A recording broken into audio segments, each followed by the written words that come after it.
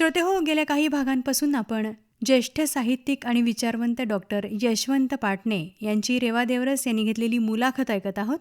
आज ऐकूया या मुलाखतीचा चौथा आणि अंतिम भाग. सर, आता इथे साहित्य आणि जीवन याविषयी आपण बोलतो आहे, तर यांच्यातील नातं आपण कसं स्पष्ट कराल? आपल्याला काय वाटतं, हे परस्पराशी कसं संबंधित आहे साहित्य आणि जीवन? कसं आहे की मुळात साहित्य हा जीवनाचा आरसाच आहे हो. आज साहित्यामध्ये उमटणारं प्रतिबिंब हे तुमचं जगणंच असतं ना. जगणं आणि साहित्य हे असं वेगळं नसतं, परस्परांशी निगडीत. परस्पर किती निगडीत असतं. शेवट हे पहा, तुमच्या आयुष्यात जेव्हा सत्व परीक्षा पाहणारे प्रसंग असतात ना, या प्रसंगांना सामोरं जाण्याचं सामर्थ्य तुम्हाला साहित्यच देतं. बरोबर.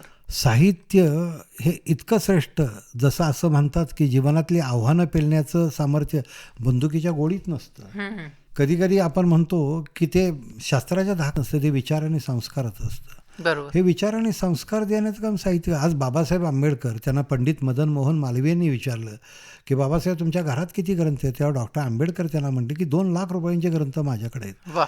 तर त्यावेळेस ते म्हटले की मला देऊ शकाल का ते तुम्ही ग्रंथ? तर डॉक्टर आंबेडकर म्हटले माझ्या घरातनं ग्रंथ जाणं हे माझ्या कुडीतनं प्राण गेल्यासारखं आहे.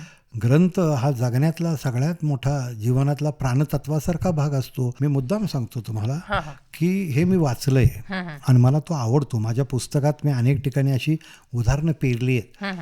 तर एक चीनचं त्यावेळी युद्ध चालू होतं, भारत आणि चीन, आणि आपला मराठी सैनिक हा थंडीत कुडकुडत होता आणि त्याला असं वाटत होतं आता बायकोला मी कसा भेटायला जाणार, आणि त्याला रजा त्यात नाकारली. ती चिडला होता की आता बायकोला तर भेटायचंय, रजा तर नाही, आता बायको तिकडं, दिवस दिवाळीशी, कशाला जगायचं म्हटले. आणि त्याच्या मनात आत्महत्याचा विचार आला.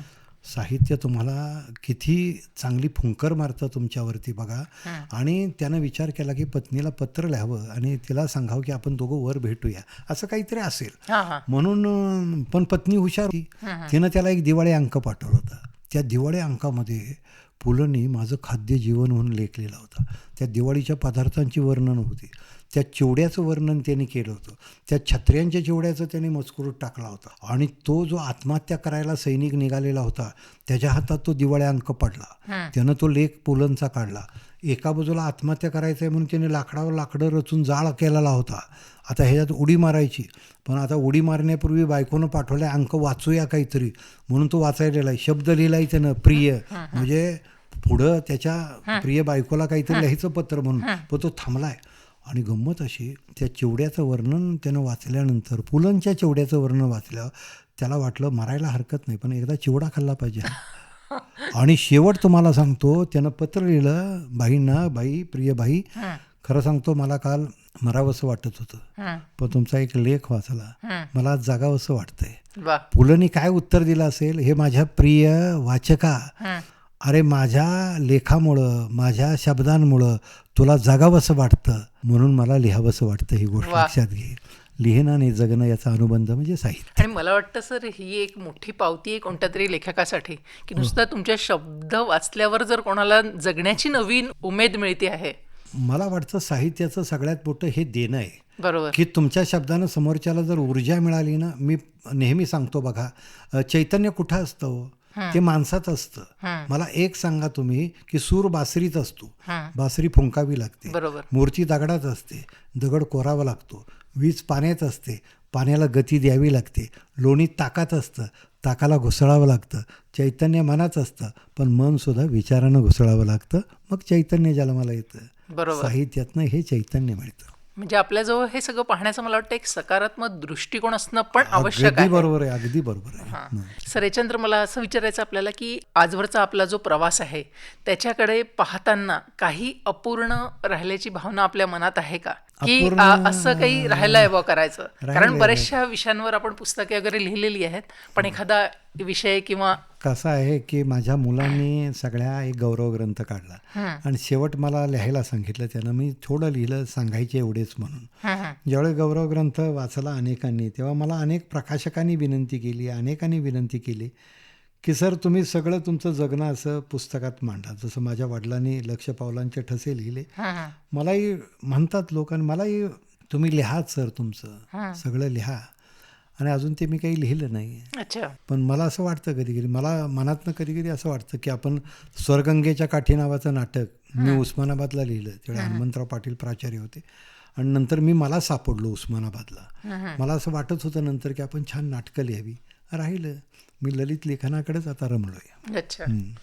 सर, इथे विविध उपक्रमाअंतर्गत आपण बऱ्याचशा ग्रंथालय संघ झालं किंवा जिल्हा ग्रंथ महोत्सव याचे अध्यक्ष पण आहात आणि बऱ्याचशा ठिकाणी आपण या अंतर्गत कार्यरत पण आहात.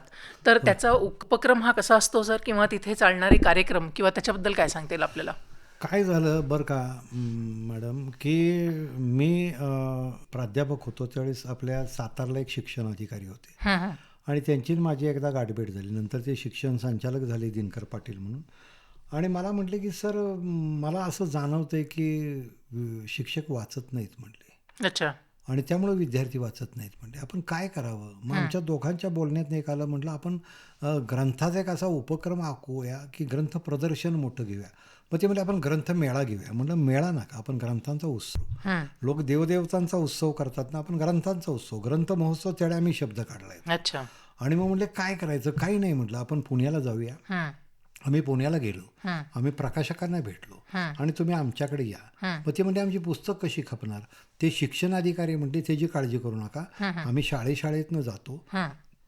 त्यानंतर आम्ही पालक जे आहेत त्यांना त्या विद्यार्थ्यांच्या माध्यमातून पत्रिका काढून मेसेज देतो आणि सकाळी ग्रंथदिंडी काढतो, वातावरण निर्माण करतो. आणि जसं साहित्य संमेलन असतं एवढा सुंदर सुरुवातीला आम्ही वसंत बापट साहेबांना सुरुवातीला बोलवलं होतं, कवी वसंत बापट, आणि त्यांनी भाषण केलं होतं. त्यानंतर तत्कालीन शिक्षण मंत्री तिथे येऊन गेले, त्यांनी सगळा सोहळा बघितला. ग्रंथदिंडी निघाली, ग्रंथ महोत्सवाचं उद्घाटन झालं, दुपारी छान परिसंवाद झाला आणि प्रत्येक सायंकाळ आम्ही करमणुकीसाठी ठेवला. तुम्ही ज्या म्हणून नटाचं नाव उच्चाराल तो आमच्या ग्रंथ महोत्सवात येऊन गेला. ज्या म्हणून तुम्ही साहित्यकाचं नाव विचाराल, मागच्या संमेलनाचे अध्यक्ष, ते सगळे येऊन गेले. आम्ही एक काम करायचो की संध्याकाळी छानपैकी एखादा मनोरंजनाचा कार्यक्रम, कथाकथन, एखादा ऑर्केस्ट्रा, एखादा भावगीतांचा, म्हणजे अरुण दातेही आमच्याकडे येऊन गेलेत, पुष्कळ मोठे लोक आमच्याकडे येऊन गेलेत, अगदी संगीतकार. दुसरा दिवस उजाडला की आपण एक काम करायचं की मुलं जे असतात त्यांचे छान असा विज्ञान मेळावा घ्यायचा. आणि मग विज्ञान मेळावा किंवा मुलांचा मेळावा, दुपारी आम्ही एक छानपैकी परिसंवाद घ्यायचा, रात्र सायंकाळ पुन्हा करमणूक. आणि तिसरा दिवस आहे तर सगळी अवतीभोवतीची मुलं त्यांचे सांस्कृतिक कार्यक्रम घ्यायचे, दुपारी छान परिसंवाद ठेवायचा आणि संध्याकाळी करमणूक आणि समारोप नंतर चौथ्या दिवशी. इतका रिस्पॉन्स मिळायला लागला की गर्दी यायची. आणि ती गर्दी नंतर आम्ही असं एक राऊंड करून सगळा असे पुस्तकाचे स्टॉल ठेवले होते. सगळ्या पालकांची गर्दी नंतर स्टॉलमध्ये घुसायला लागली. अनेक जण तिथं वाढदिवस साजरे करायला लागले. पहा तुम्ही, म्हणजे मी नेहमी सांगतो की आमच्या इथं चॉकलेट लिमलेट नको, मला छान छान पुस्तक घेऊ चला. आणि मुलांची गर्दी व्हायला लागली. अनेक तिथले वितरक त्यांची कर्ज फिटली आणि इतका महोत्सव मोठा झाला की 2 ते 3 कोटी रुपयांची पुस्तक विक्री 3-4 दिवसामध्ये व्हायला लागली. अनेक नामवंत लोक यायला लागले. आणि जे लांबहून जे खेड्यापाड्यातली मुलं, ज्यांना कुठं पुस्तकाला कुठं पुण्याला घ्यायला जाणार, तर ती वाट बघतात आज. अनेक मुलं माझ्याकडची, तिथं आम्ही जे विषय मुलांना दिलेत, मुलांच्यात मला आवडलेलं पुस्तक ही स्पर्धा असते. 300 ते 400 मुलं त्या स्पर्धेत भाग घ्यायला येतात. कवी संमेलन मुलांचं. आम्हाला मुलांच्यातनं उद्याचा वाचक तयार करायचा आहे, मुलांच्यातनं लेखक तयार करायचे आहे, मुलांच्यातनं कवी तयार करायचं आहे. आणि त्या दृष्टीनं हे आम्ही ग्रंथ महोत्सव हा सगळा तिथं आयोजित केलेला असतो. आणि आज ते 25 वर्ष झालं सातत्यानं सुरू आहे. आणि त्याच्यानंतर तो महाराष्ट्राच्या सांस्कृतिक विभागात आज साळुंखेनी नंतर तो टाकलाय. आज सातारचा ग्रंथ महोत्सव त्यांनी पाहिलाय आणि तो घरोघर, तो गावोगाव जावा म्हणून आज तुम्हाला माहिती आहे की संपूर्ण महाराष्ट्रामध्ये आपलं सध्याचं शासन हे त्यासाठी अनुदान देतं आणि ग्रंथ महोत्सव साकार होतात. आता तो माझं म्हणणं आहे की उपचार होऊ नये, तो एक संस्कार व्हावा. मग असे उपक्रम आम्ही आखत असतो सगळे. आणि ग्रंथ महोत्सवाचा प्रारंभ हा तिथून झाला सगळा. अच्छा सर, आता मला थोडं एक वेगळ्या धाटणीचा प्रश्न आपल्याला विचारायचा आहे की जर आपण लेखक नसता तर आज कोणत्या क्षेत्रात आपण स्वतःला पाहिलं असतं, की मी आज लेखक नसतो तर इथे काम केलं असतं? लेखक नसतो तर मला अभिनेता व्हायला आवडलं असतं. क्या बात आहे. कारण मला पहिल्यापासून वेड ते होतं. अच्छा. कारण मी लहानपणी सुद्धा आम्ही छुटूपुटीची नाटकं करायचो. त्यात कोणीतरी शिवाजी व्हायचं, कोणीतरी अफजल खान व्हायचं. बहुतेक अफजल खान कोणी व्हायचं नाही, कारण त्याच्या उरावर सगळीजण बसायची. पण मला लहानपणी असं वाटायचं की आपण चांगला अभिनेता व्हावं. अच्छा. आणि मी जेव्हा उस्मानाबादला गेलो, हं, मी त्यावेळी उस्मानाबादला गेल्यानंतर मी स्वतःचं नाटक लिहिलं, स्वर्गंगेच्या काठी. आणि मी स्वतः त्यातल्या नायकाची भूमिका केली होती. अच्छा. आणि त्यावेळेस ती इतक्या लोकांना आवडली होती. हं, आणि मला लक्षामध्ये आलं की आपण आपल्याला सापडलोय. उद्या मला नाही नोकरी लागली तर मी कथाकथन करीन, हं, मी छान लोकांना हसवीन, हं, मी एकपात्री प्रयोग करीन, हं. मी छान हसवीन. आणि मी माझी काही सुरुवातीची भाषणं अशी हसवण्यासाठी, म्हणजे ही शब्दफुलं अशी सगळी लोकांच्या समोर गंधित होऊन जावीत म्हणून माझ्या डोक्यात तो विचार होता. पण त्यानंतर मला व्याख्यानांनीच एवढं लोकांनी हे करून टाकलं की मग मी नंतर म्हणजे मला वाटतं सर, थोडक्यात इथे असं म्हणायला हरकत नाही की त्या दिवशी यशवंत पाटणेंना खरा यशवंत सापडला. Yes. क्या बात आहे. तुम्ही मला प्रश्न फार छान विचारलेत. सर, इथे अजून एक मला प्रश्न विचारायचा आहे की आजपर्यंत आपण इतकं लेखन केलेलं आहे, आपल्या एखाद्या लिखाणाला जर पुन्हा लिहिण्याची संधी मिळाली तर आपण त्यात काही बदल करू इच्छिता का? 101%. अच्छा. 101%. हं, कारण मी सुरुवातीच्या काळामध्ये जी शेकोटी कादंबरी लिहिली बरं. ती मला आज वाचावी वाटत नाही. मी स्वर्गंगेच्या काठी नाटक लिहिले ते मला आज वाचावं वाटत नाही. अच्छा. इतकं मेलोड्रॅमिक आहे ते, आणि इतकं मनोरंजनाची किती पातळी. आणि मला कधी कधी वाटतं ती सांगू नयेत. म्हणजे लग्नानंतरची पोरं जशी आपण मिरवतो का नाही, मला काही वेळा ही आपत्ती अगोदरची वाटते अशी. आणि मला असं वाटतं कित्येक वेळा खरं त्यावेळी काय होतं माहिती आहे का, बाबा कदमांचा प्रभाव होता त्या काळामध्ये, सुहास शिरवाडकरांचा प्रभाव, त्या काळामध्ये हे वेगवेगळे असे जे लेखक वेगवेगळ्या प्रांतातले होते ना. आणि नाही, मला ते अगदी असं वाटतं की हे जर आज आपण लिहिलं असतं तर वेगळं लिहिलं असतं. अच्छा. आणि नंतर मला एक लक्षात आलं की नाही, कादंबरी लिहिणं, त्याचा आराखडा, त्याची चौकट फार वेगळी आहे. त्याच्यामध्ये डीपमध्ये अजून जायला पाहिजे आपल्याला. आणि मला आता वाटतं की ते नव्यानं लिहायची वेळ आली ना तर मी लिहीन, छान लिहीन, ती त्याच्यापेक्षा छान होईल. छान लिहीन मी. अच्छा. माझे एका अनाथाचे बंध, माझी आई अनाथाश्रम चालवायची, त्याच्यावरती मी 4 वर्ष लहान असताना त्या मुलांच्यात होतो. त्याच्यावर मी एका अनाथाचे बंध लिहिलंय. क्या बात. मला वाटतं की आता मी नव्यानं त्यापेक्षा छान लिहीन, हं, हं. वाटतं ना मला. अच्छा. सर, याच अनुषंगाने अजून एक मला प्रश्न विचारायचा आहे की आपल्या लेखनातील कोणता विचार आजही तुम्हाला सर्वात जास्त अस्वस्थ करतो? एखादा एक विचार घेऊन आपण काहीतरी लिहिलेलं असतं, तर असा काही विचार आहे का, किंवा असा काही एखाद्या लिखाणाचा भाग आहे की जो आपल्याला अस्वस्थ करतो? मी जे लिहिलंय ते मी लिहायचं विचार करूनच लिहिलंय. अच्छा. आणि तुम्ही म्हणता तसं मी आता तेंडुलकरांच्या नाटकांवरती PhD झालो. बरं. त्यानंतर मी सत्यशोधक तेंडुलकर म्हणून ग्रंथ लिहिला. हं, हं. मी तेंडुलकर समजून घेणं हे फार माझ्यासाठी आव्हानात्मक होतं. हं, हं. इतकं आव्हानात्मक होतं की मला ते कित्येक वेळा असं, म्हणजे ते पेलताना माझी फार मोठी शक्ती खर्च व्हायची सगळी. मी अस्वस्थ व्हायचो कित्येक वेळा. त्यांच्या साहित्यात खोलवर जाताना, ते अर्थ लावताना सगळं. बरं. आज तो एक जागतिक आंतरराष्ट्रीय दर्जाचा नाटककार असल्यामुळं आणि त्यांची नाटकं काळाच्या पुढचं पाहणारी असल्यामुळं मला नेहमी वाटायचं की अरे हे किती अस्वस्थ करणारा माणूस लिहितो. पण माझ्या लिखाणामध्ये मला ते नाही शक्य झालं. मला माझ्या लिखाणामध्ये शक्यतो कसं आहे की मी लिखाणात मूल्य समाजाला देणं, ते महत्वाचं आहे. जसं एक बुद्धांचं वचन आहे बघा, की बुद्धांना असं विचारलं की ते सांगायचे मी शिक्षक आहे आणि मी शेतकरी आहे. आणि लोक बुद्धांना प्रश्न विचारायचे, तुम्ही शिक्षक कसे शिकवत नाही, आणि तुम्ही शेतकरी कसे, तुम्ही काय कुठं पेरताना दिसत नाही, मग तुम्ही पेरता काय आणि उगवतं काय? तेव्हा बुद्धांनी सांगितलं, तुम्ही जे बोलतो ते मी शिकवतो, म्हणजे मी शिक्षक आहे.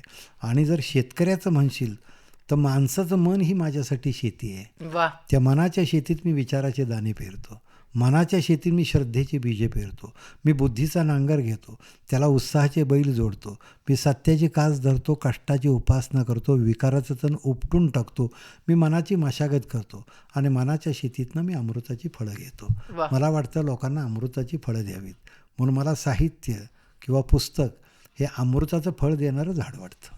क्या आणि बात. अशी झाडं आपण लावावीत असं नेहमी वाटतं.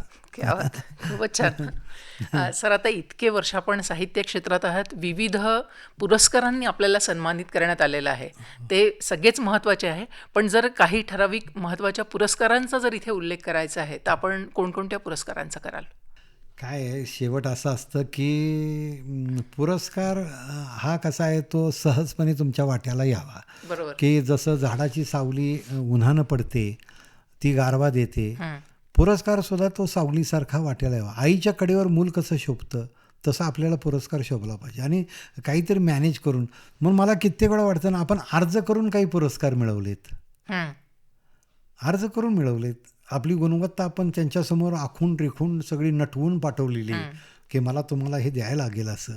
पण मला कधी कधी वाटतं बरं का, वाचकाने आपल्याला पाठवलेली पत्र आणि श्रोत्यांनी आपल्याला दिलेली दाद हा मला सर्वोच्च पुरस्कार वाटतो. क्या बात आहे. हां, तो माझ्यासाठी सगळ्यात मोठा पुरस्कार. मला असा उत्स्फूर्त जेवढे पुरस्कार, तुम्ही जेवढा क्या बात आहे म्हणता ना, तो माझ्यासाठी पुरस्कार असतो. बरं. सर, ठीक आहे. सर, मुलाखतीच्या शेवटी आता जाताना मला एक महत्त्वाचा प्रश्न विचारायचा आहे की आजचे जे नवोदित लेखक आहे त्यांना आपण एक ज्येष्ठ साहित्यिक विचारवंत म्हणून काय सल्ला द्याल? तसंच मराठी साहित्य अधिक समृद्ध व्हावं यासाठी काय करायला हवं याबद्दल आपण काय सांगाल? माझं मत एकच आहे की तुम्हाला जे जाणवतं ते प्रामाणिकपणे लिहा. हं. आणि सगळ्यात महत्त्वाचं की कोणतीही गोष्ट लिहिताना त्याचा एक आपला अभ्यास हवा, आपला अनुभव हवा. हं. त्या अनुभवातनं ते शब्द जन्माला येऊ द्या. कसं असतं की सवंग लोकप्रियतेसाठी कवी होऊ नका. सवंग हौशी जसे कलावंत असतात तसं वाटतं काहीतरी याला एक वेगळी प्रसिद्धी मिळते. तुम्हाला जर अस्वस्थ वाटत असेल ना, हं. अगदीच तुम्हाला असं वाटतं की आता हे जर नाही मी व्यक्त झालं तर नाही माझं जगणं अवघड आहे, त्यावेळीच तुम्ही, मला नेहमी असं वाटतं की तुमच्या अस्वस्थतेतनं किंवा तुमच्या अनुभवातनं जे साहित्य जन्माला येतं ना, त्या साहित्याला खरं तर एक मोल असतं. हं. ते खरं चिरंतन साहित्य असतं. अच्छा. आणि मला असं वाटतं की आत्ताच्या मंडळींनी सुद्धा आता लिहितात चांगलं काही. टाळी वाजवण्यासाठी बोलू नका आणि दाद देण्यासाठी लिहू नका. हं. तुम्हाला वाटतं ना की नाही हे मला मांडलंच पाहिजे, हं. जेव्हा तुम्ही त्यानं अस्वस्थ होता, हं. जसं एखादी आई एखाद्या लेकराला जन्म देते, ते जन्म देणं हे तिला आवश्यक असतं, तसं लिखाण तुमच्या जन्माला येऊ द्या. क्या बात मग आहे. तुमच्या अपत्याचं अनेक जण कौतुक करतात. खूपच छान. हं. पाटणे सर, आज आपण इथे आलात आणि इतक्या मनमोकळ्या आणि दिलखुलास गप्पा आज आपण इथे मारल्यात. मला वाटतं खूप साध्या, सरळ आणि सोप्या भाषेमध्ये आपण आपला प्रवास, पूर्ण जीवन प्रवास आमच्या श्रोत्यांसमोर मांडला आहे. त्यासाठी आकाशवाणीच्या सांगली परिवारातर्फे मी आपले अगदी मनापासून आभार मानते. धन्यवाद. अमृत कलश या कार्यक्रमामध्ये ज्येष्ठ साहित्यिक आणि विचारवंत डॉक्टर यशवंत पाटणे यांची रेवा देवरस यांनी घेतलेली मुलाखत ऐकली. आज या मुलाखतीचा चौथा आणि अंतिम भाग आम्ही प्रसारित केला. या कार्यक्रमाचे सादरकर्ते होते श्रीनिवास जरंडीकर.